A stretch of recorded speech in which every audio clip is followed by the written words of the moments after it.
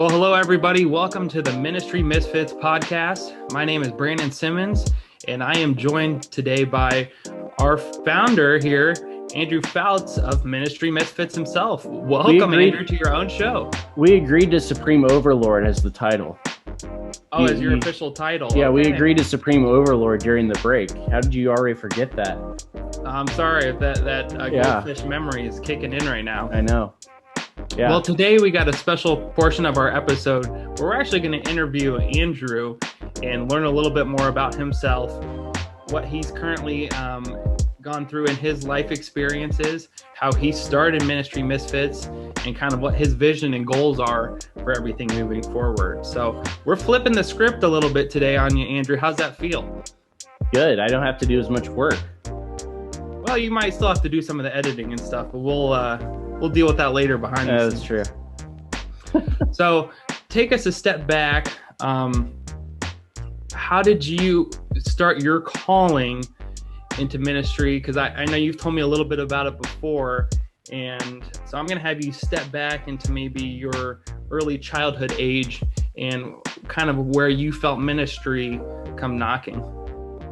Yeah, so my call to ministry actually starts at really 11 months old.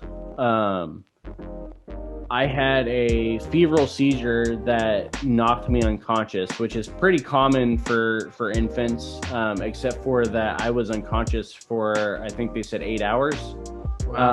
Which I'm the only medical case my neurologists have been able to find of that actually happening. During that time, my parents had one of those Hannah prayer moments of, give us our son back, we give him back to you. Mm-hmm. I knew nothing about any of this until like the day before high school graduation, or maybe it was the day before the wedding. I don't remember which it was that my mom shared all of this, but, that is kind of where it all started. I grew up in, those of you that are familiar with Mark Lowry, the bit he does about, when they would wash the windows on Sunday or on Saturday, they would fill the pew. That basically was my family, except for we were also the ones washing the windows, not just there filling the pew. So my mom for a while, I think, was the preschool director. She also ran the children's choir stuff with Miss Becky. Hi, Miss Becky. And, they ran that. My dad was a youth leader for a while. He was a deacon. He was the youth leader again for a while. He was the coach for the church softball teams. We were, if something was happening at the church, we were probably there. Yeah, so let's talk about that a little bit further, because it sounds like you and I both had great parents as examples growing up, and from our last podcast, hearing a little bit about myself. So you said at an early age, it almost seemed like your life pattern was kind of determined for you. Did you ever have that battle of, all right, I feel like my parents and God have this great plan for me, but that's not what me, Andrew, wants to do? Yeah, so I became a Christian at around 5 or 6. I don't remember exactly. Got baptized around 11. I was going to a Christian school. But nothing really mattered about any of that until the first World Changers trip that I had at 12. There, I recommitted my life. The following year, at 13, is when I received my calling into ministry, and I straight up said, not a chance. Baseball was going to be the key for me getting to college where we could afford it. Yeah. And at that point, I also, was already somewhat of a standout baseball wise, at least within our area, for schools and things like that. My freshman year of high school, I was in the top 10 for batting average in the state, things like that. So baseball was going to be the key. But every year at World Changers, Metro Changers, God and I had the same conversation of God saying, you're going to do this, and me saying no. So you were wrestling through, I want to play baseball, and God saying, I've got a bigger calling in your life. Right. And this was where, it wasn't until the summer before my senior year where I finally said, okay, we'll see how this goes. Um, and so my best friend and I had started a prayer group Bible study type thing before school started. Um, he and I also preached a couple of the chapel services because again, this was a Christian school. Mm-hmm. So that is as and as weird as it sounds for being a Christian school, it was kind of unheard of at the time for there to be just a student-led Bible study that met before school started. But we felt like we should be doing that after some of the things that we had seen during the summer with some of our friends and things like that. And so like we need to be doing this. So that was kind of Um, groundbreaking portion of your ministry was it was a starting at the trial, school, even right? though you went to a Yeah. Christian school, it was a way to minister to students and kind of get a little bit deeper. Yeah, it was a trial period. Baseball was still the number one priority to get me where we were needing to go. Yep. At this point, I had been invited to the Baseball America showcase that summer before. I was invited to try out with the Philadelphia Phillies. We were doing, different showcase events here and there with some different schools.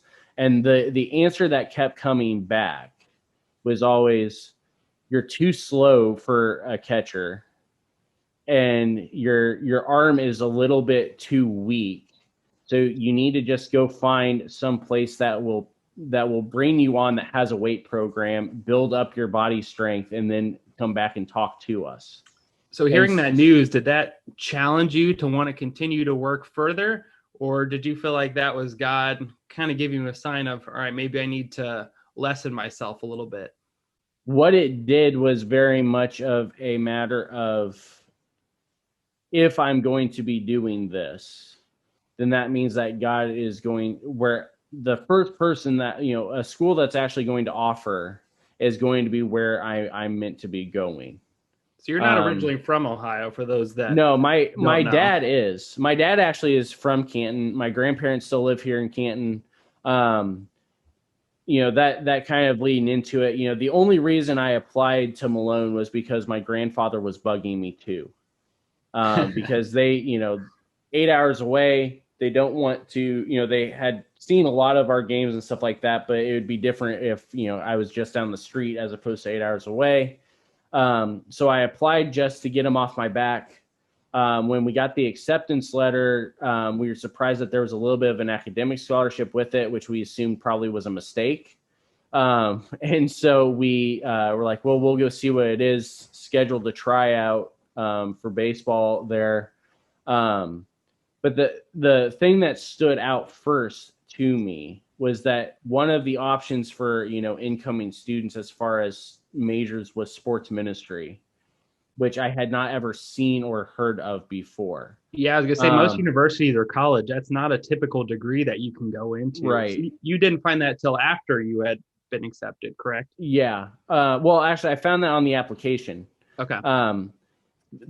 Side note, small commercial, those of you that are interested in this degree, let us know. The Agone Institute through CSRM is still doing all of this work to get people degrees, whether it's just certification, whether it's you're looking for an associate degree, a bachelor's, master's, even a doctoral degree. Let us know, contact us here at Ministry Misfits. We'll get you set up with David Waddell and Dr. Linville, and they'll be able to walk you through the rest of the process. Or if you go to csrm.org or overwhelmingvictory.org, you'll be able to get the information there as well. But side note. Right, great. So you said at 13, you felt this calling at a very early age to go into ministry. Right. And then now you're transitioning into your freshman year of college, about to start a new opportunity where you're both playing baseball and trying to figure out your career. Did you feel God's voice or hear that on going into sports ministry? Like, what made you choose that specific major on the application? Yeah, so everywhere else I was applying, I had pretty much selected sports management as the option. The theology department was not something I was looking for. It maybe take it as a minor here and there, because I've always liked, the study of scripture in general. Yep. but the idea of going into theology was not on the radar. It wasn't actually until after we get to Malone for the visit. The tryout I had the best pop time and 60-yard time that I've ever had in any of the tryouts. Hitting was a little bit off, but I also had just been in the car for 8 hours. So, we'll just count that as a Muscles win. a little tighter there. Yeah, we'll just say that. Was offered the last bit of money that the school had for baseball. And so we signed with them. But the big swing factor was when I went and walked into Greg Linville's office for the first time. So what was it like meeting Dr. Linville for that first time? What made you, for lack of a better term, kind of attracted to his presence and want to pursue a degree with what he was teaching? I wouldn't say I was attracted to his presence, and he knows this very well, so I'm not going to get in trouble, because those of you that have had Greg in class know that when he gets into his academic setting, the first time in there, you're like, this is going to be torture, because he talks very slow and deliberate, and it seems like we're just going to be here forever. And the first interaction I had with him was they had kind of messed up his scheduling a little bit, and so I was supposed to meet with him at this time. I got shifted to another time, but they didn't realize the time they shifted it to was when he was supposed to be teaching a class. And so he took me with him to his class. And so I watched him do the introduction to the class, and then he handed him a test and walked out of the room to meet with me.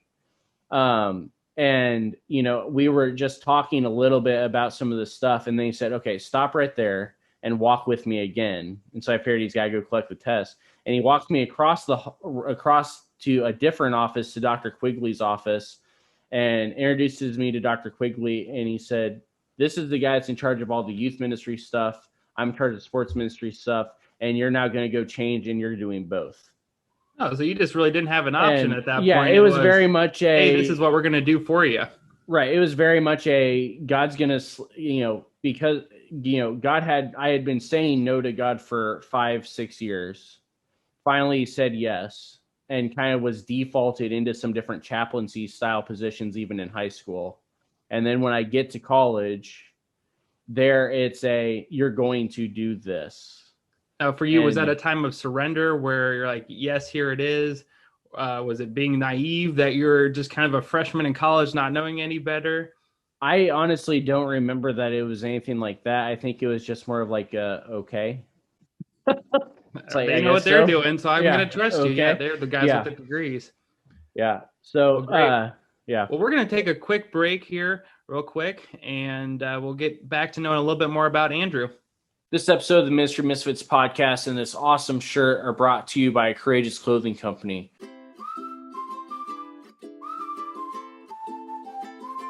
Courageous Clothing Company is a Christian family-owned business that specializes in custom designs that they create, as well as bulk screen printing of your custom designs as well. When you buy from Courageous Clothing Company, you're not just buying an awesome shirt, you also are helping spread the gospel across the world through the missions that they support, such as this here with Ministry Misfits, as well as with their own designs that have Christian-themed messages, sharing the gospel in an awesome and relevant way, or as we say within CSRM and Ministry Misfits, strategically relevant evangelism. Check out their entire line at courageousclothingcompany.com.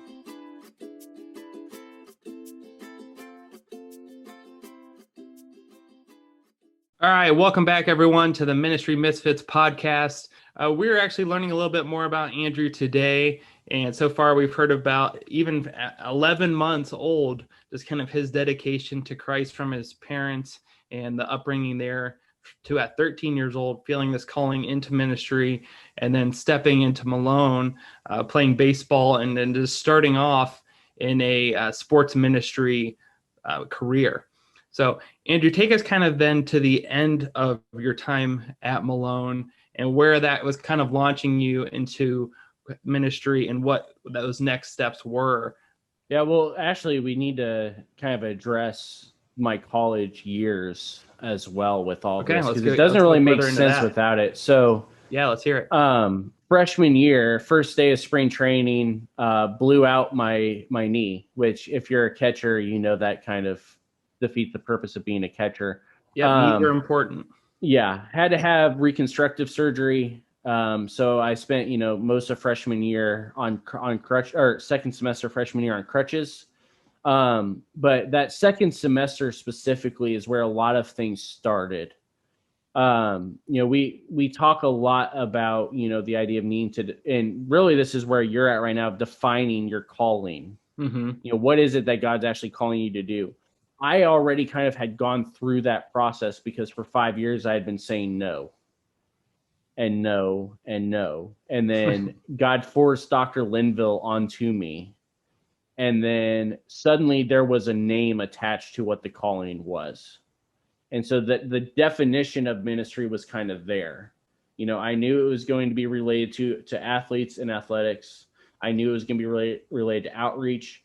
And I knew it was going to be related to the youth side of it. Yep. Was much more and it's going to be directed much more towards families.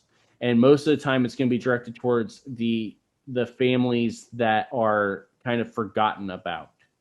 The holy discontent stuff, I talked with Corey and Rachel about this a little bit.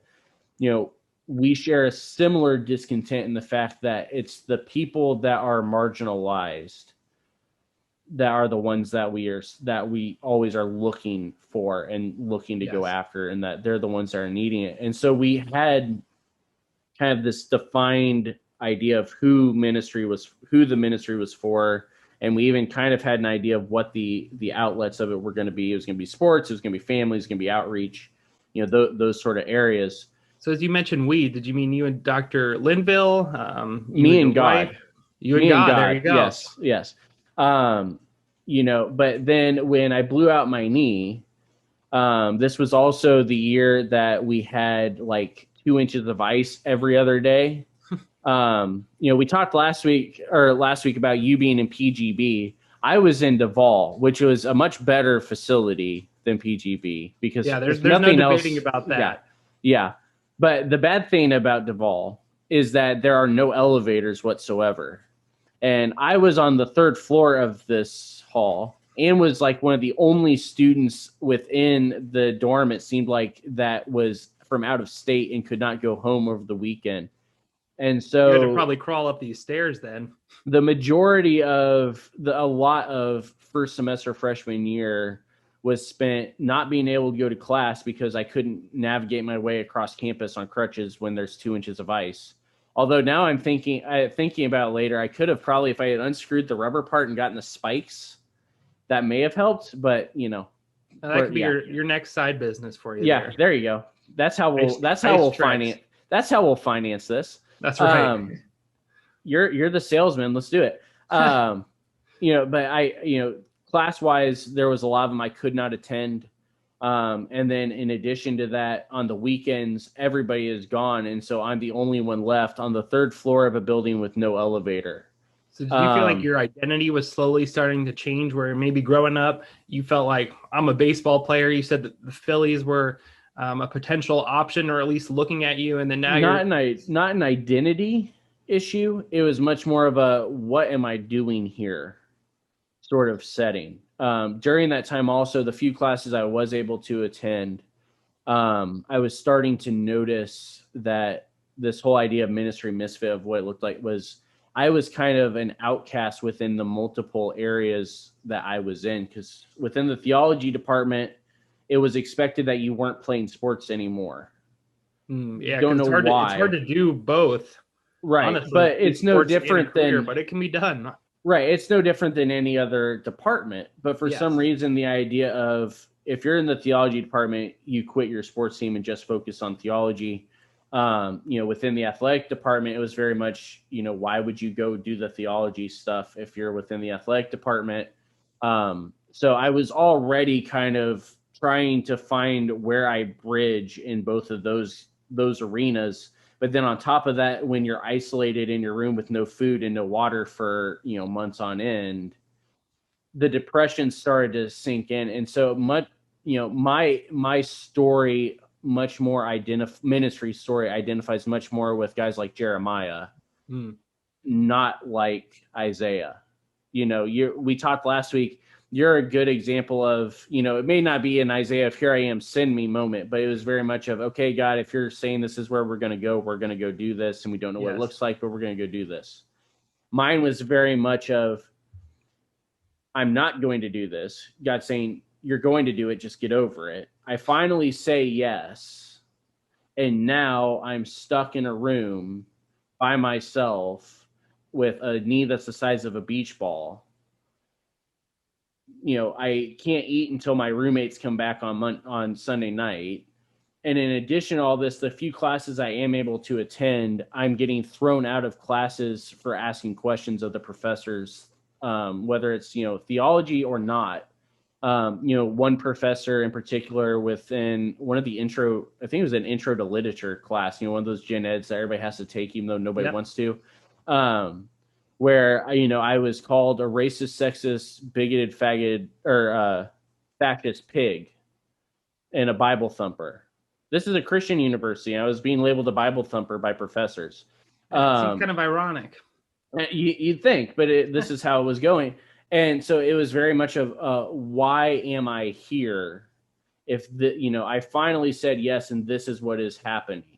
Yeah, and it makes you think a little bit deeper of years before you felt like God was calling you to Malone.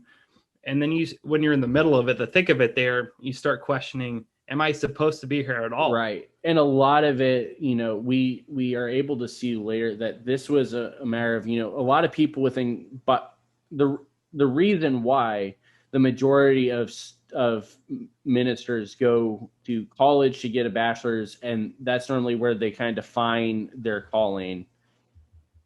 And then it's the master's degree, seminary is where they really refine it, and they refine the skills and they refine all this other stuff.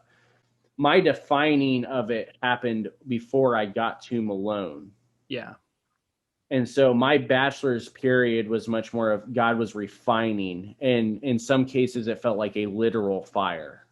I'm sure. So talk us through a little bit more of that isolation period where you just feel very alone, a lot of questioning, self-doubt. What then did God do to help push you through that? Yeah. So a lot of it was just, a lot of it does. Greg was a big piece of it. I had Greg, I had Quigley. Well, they had to be. They set up your career for you. About to say, they got me into this mess. They got to get me out of it. That's right. Yeah.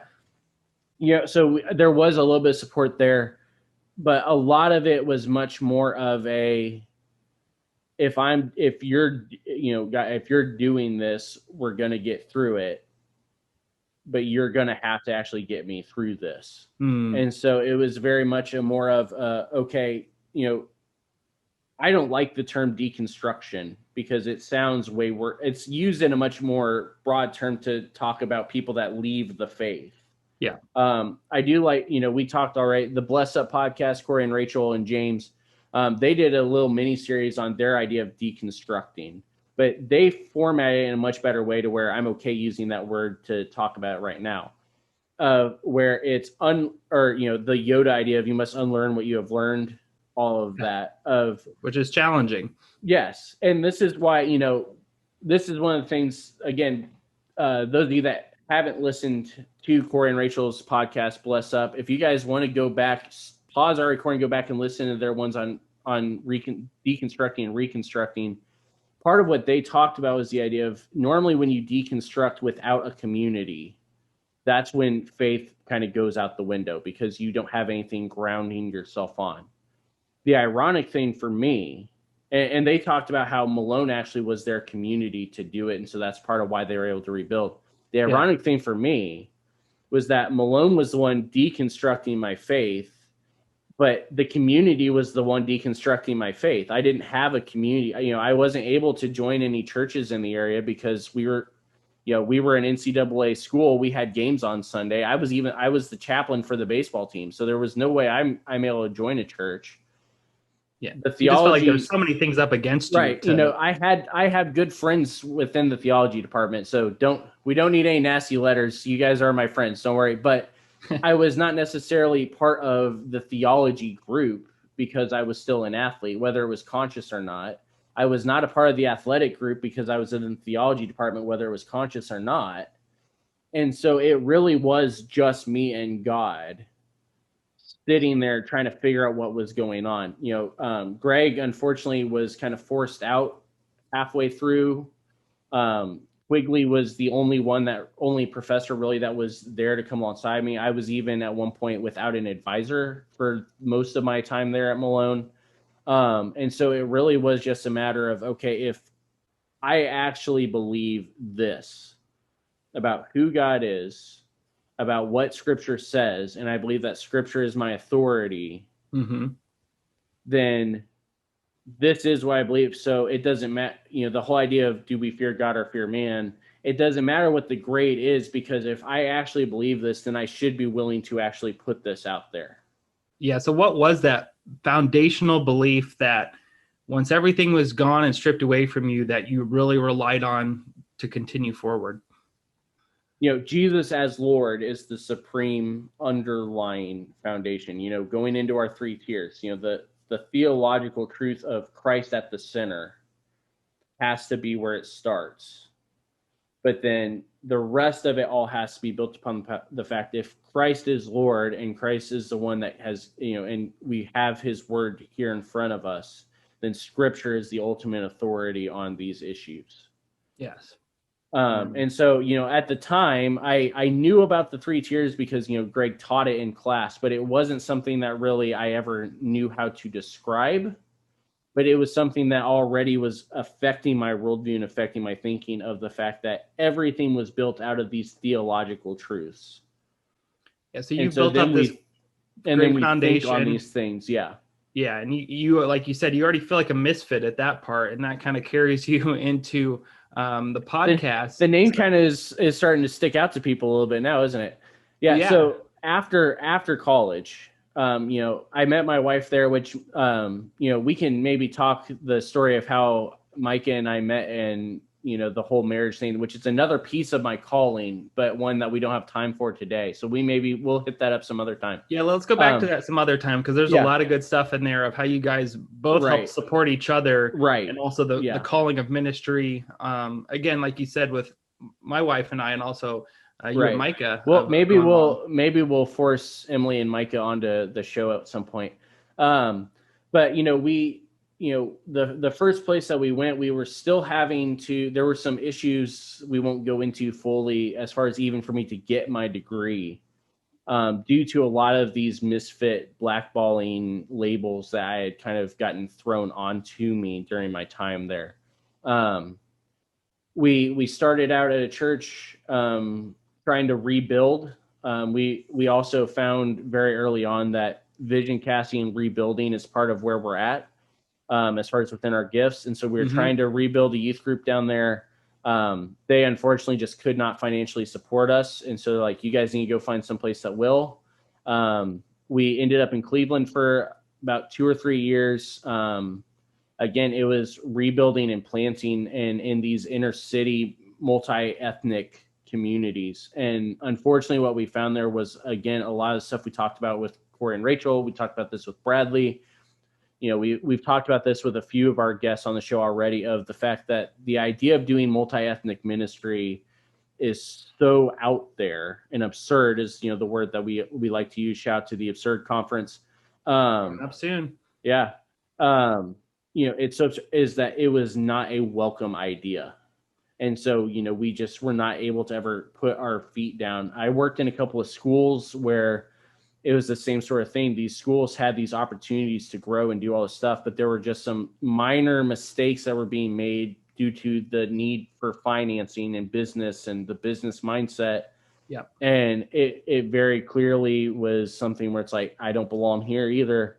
So it's a lot easier said than done a lot of times. And we think on paper, we're going to make this happen. And then you look even within our own churches or community, and it's challenging. So I want to even take a step back. Yeah, you mentioned I will say one thing, the one constant through all of that, besides obviously my wife, was I joined the staff of CSRM in 2017. And so I've been doing the stuff there. We got the CSRM podcast started there. We got the YouTube channel up and running a little bit more smoothly. Got the Facebook, Instagram stuff up running a little bit more smoothly. So I was doing that also. Where there I actually felt like, okay, I'm a part of this. While these other places, it was like we're just spinning our wheels here. Yep. And you talked about what you feel like one of your spiritual gifts is the vision and like the vision casting. Talk about what that feels like when you cast the vision, or you feel like God's casted the vision for you, but then other people aren't coming alongside that ministry or are there to shut that down. Matthew 10 and Nehemiah and Jeremiah are the places that I typically go to. When Jesus commissions in Matthew 10, one of the things he says, don't take stuff with you, do the, go in, preach all this stuff. But one of the things that he also says, like, if they do not accept the message, if they are dead set against this, just kick off the dust and move on to the next town. Mm-hmm. Which is much harder to do when kicking off the dust means that we are now back on unemployment. Yeah. When there's finances tied, it really puts the rubber to the road of where's my faith when you look at Jeremiah, you look at the fact God calls him at a young age. Jeremiah keeps on saying no. Jeremiah finally says yes. And then here he is. And every time he preaches the message, he's getting beat or thrown in prison. But in the end, he's one of the only major prophets we know that gets to retire instead of being assassinated. Yeah. So ultimately, so there's a little bit of this. Okay, if I'm having to do all of this and no one is going to listen, but God's still saying do it, this probably is going to be a long haul. This is not just a short sprint race. Okay, this is a long haul, and so it's a matter of, okay, this isn't what we've got right here is just a slice. We've got to look big picture of what God's actually doing here. So you are a marathon runner and you just didn't know it. The Gimli's line of, we're good, we're fast over large distances, Yeah. And then even in the whole thing with Nehemiah of the idea of, God's telling him to go into this place that's been abandoned and rebuild, and he goes and does it, and he's immediately having to build an army on top of building a corps of engineers. Because it's not just a matter of, we're going to go build this wall and maybe people don't like it, but it's people are not, this is what God's saying to do. And it's for a big purpose. So people are not going to like it. Mm-hmm. And so when people don't like it, they make it known that they don't like it, I was going to say, you fought a lot of that, then kind of leaving Malone and starting churches and going to Cleveland and a couple other churches as well. And then, like you said, ultimately leading to CSRM and you helping with Overwhelming Victory Flicks, and then also Ministry Misfits. So talk about how that kind of all influenced to where you're at. Yeah. So in 2019, we lost our daughter, which we've talked about that a few times on here with Chalmer. We've at least shared the links to where I've talked about it. And part of what we felt while we were in Cleveland was very similar to what I felt at Malone, where we had a couple of good friends up there, but for the most part, we were pretty much alone. The people that had sent us up there originally were no longer there. The people that after we left the original place that we had gone to help, they were no longer there.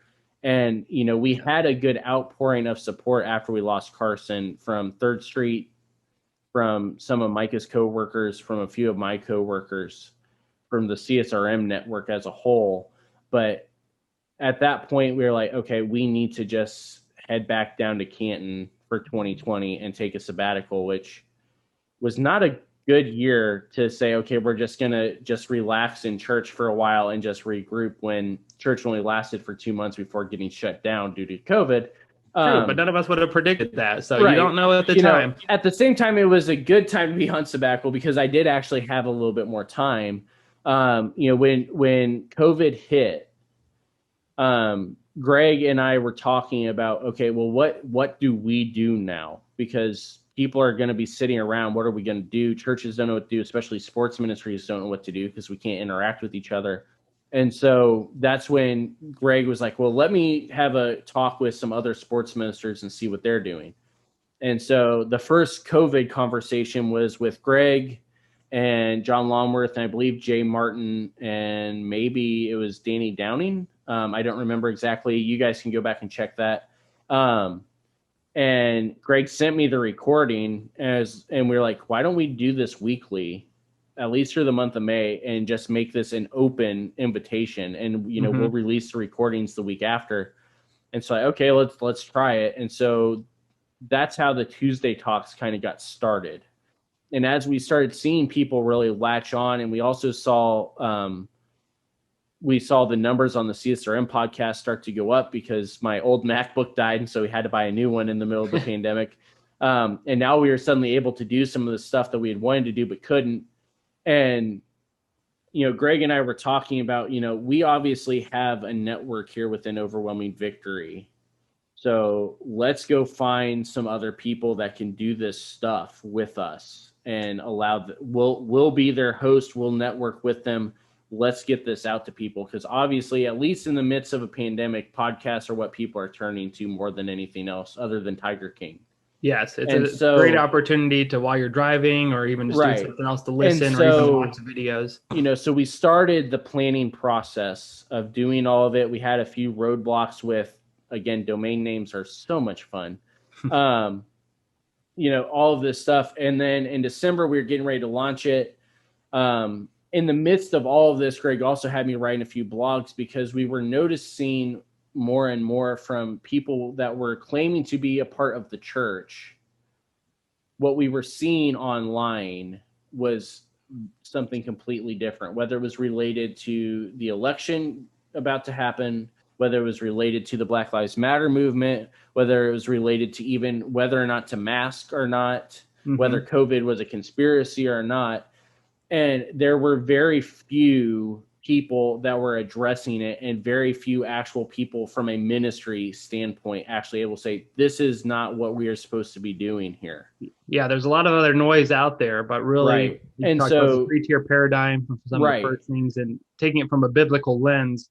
What so are we supposed to do and respond as Christians? Yeah. So Greg was like, well, you're the one that has more knowledge of this than the rest of us as far as current events and just generational. So write it. Which he said I gave him some PTSD after he after reading my initial draft. He was having flashbacks to how horrible the papers I handed him in college were. But we're looking at it, and he's like, these are great. I don't know that they fit within the CSRM bubble, though.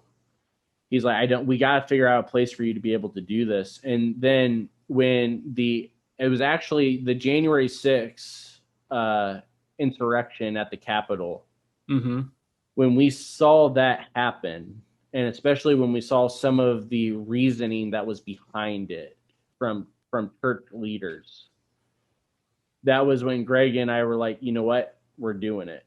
Just get the microphone and do it. And by doing that, you mean Ministry Misfits podcast. Ministry Misfits. A platform where you can speak openly about some of these different things that are happening in the world. The name itself was pretty easy to figure out. Yeah, as we've heard, you've been a misfit for a lot of life, which is not a bad thing. This was actually something I didn't even mention. This was something that Dr. Quigley had kind of warned Micah and I about. And we did some unofficial premarital counseling that was more ministry related marital counseling with Dr. Quigley in college after we'd gotten engaged. And one of the things he said was we are going to have to watch, and because we're going to have a hard time job wise, because he said, you are too secular for Christians and too Christian for seculars. It sounds ironic, but yeah. And he was like, but that's exactly where God's placed you. And so this idea of being a misfit within ministry, originally, for a long time, it looked like we were the only ones in this kind of setting, because, Corey and Rachel obviously are in this kind of setting, but they had Third Street going at this point. Yeah. nobody else that we really were aware of were in this sort of, were actually trying to live out the idea of in the world, not of the world, and of, this idea in 1 Corinthians 9 of all things to all people and everything. Mm-hmm. And then, the more Greg and I started talking and interviewing some of our own staff members, we realized that the CSRM family is nothing but Ministry Misfits. Everybody in here has been at some point in this position of everybody is saying something different about why we do not fit. And nobody can agree why. They just say we don't. And yet here we are, we're still doing ministry. And now CSRM has this big global impact. So we need to have something for people that are in this position right now, guys like Brandon Simmons, that are trying to figure out, where do I go now? What do I do? God's saying I'm supposed to do this, but I'm not formally trained in ministry. I don't have a formal thing. I'm not, I just have this holy discontent that something's not right and I need to do something about it. And I don't know what that is. How do I actually do this? Yeah, and I think most people, when they hear the word misfit, they think as somebody that's isolation or on their own journey. Right. But I like what you talked about is really you do feel like a misfit because you're doing stuff that breaks the mold, but there's still that community around you, which God calls us to be in. It's just we have to find that community. Yes. And that's ideally what we want this podcast to be, is a place for that community to finally actually find each other. Absolutely. So that's our goal of everything here, is to connect with others in a way and bring on different guests that are doing ministry differently, that they do go against the grain a little bit, and hearing how they're impacting others' lives and sharing the gospel. Exactly. All right. Well, Andrew, it was great to get to learn a little bit more about you today and flip the script a little bit. So I'm glad to be on the team here and ask you questions a little bit this time. There's also different ways that you guys can support us at home. One of which is buymeacoffee.com/ministry misfits. So if you're like me, I do enjoy a nice cup of coffee. But Andrew, what is your favorite go-to drink? If you actually go to our page, you'll see that we actually are asking you to buy us a slushie. That's because we both will drink slushies. Guy. We will both drink slushies. Your slushie? Do you mix your slushie flavors? Depends on where we're at. And depends on the type of, there's multiple types of slushie. Maybe this is what we need to do one of our mini sodas on, is what really we need to really define a slushie in theological terms. There we go. We'll save that for another time. So that's an option. Again, buymeacoffee.com/ministry misfits. You can also support us at anchor.fm/ministry misfits. And there's also ways on there too to donate as a FO1c3 credit. Also by going to CSRM. No, the FO1c3 credit is only through CSRM. Okay, there we go. For this next one here, csrm.org/donate. Click on donate and select Andrew Fouts from the drop-down menu. And this will not only support us here at Ministry Misfits, but also the CSRM as a whole as well. And again, as Andrew alluded to, there's also the F1C3 credit for that portion. Yeah, and if you want more information about all of this stuff, you want to check out some of the blogs that we're working on, some of these other stuff, we do have a website.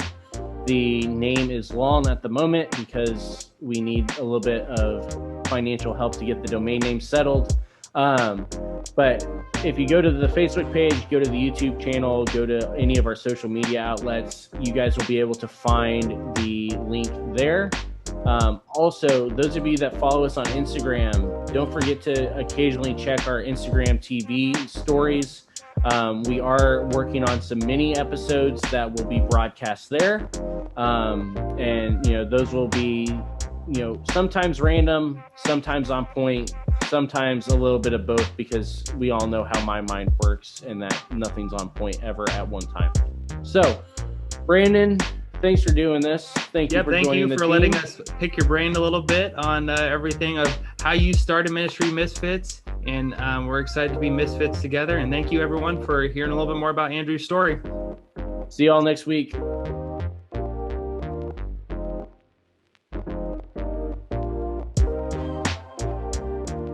Ministry Misfits podcast is a production of Overwhelming Victory Flicks, Overwhelming Victory Radio, and Ministry Misfits Media.